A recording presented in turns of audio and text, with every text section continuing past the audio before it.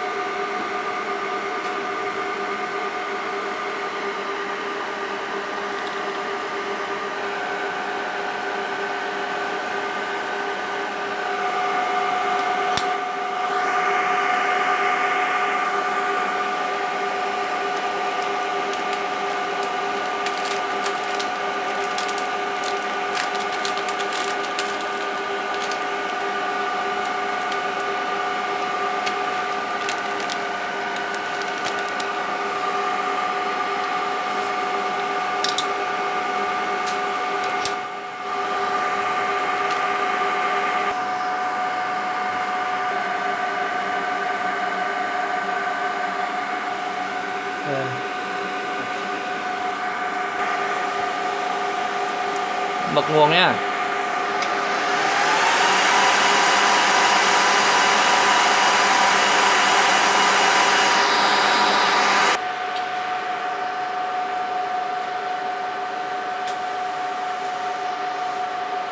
Con này cấu hình thì F8, RAM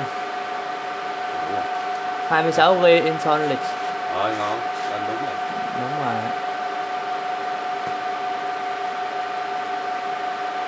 F8 đầu tiên bỏ qua, F8 thứ hai logical rồi. F8 tạo logical.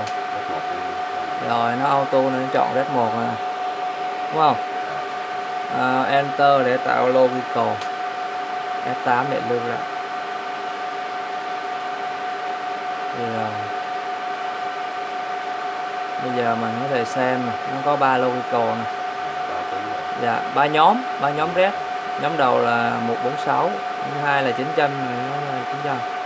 Và mình thoát ra mình vô cái hệ điều hành rồi mình khởi tạo ở trong nó sau. Thì trong nền firmware thì mình phải vào trong firmware rồi mình mới khởi tạo. Còn đây là cái phần cứng cơ bản trước thôi.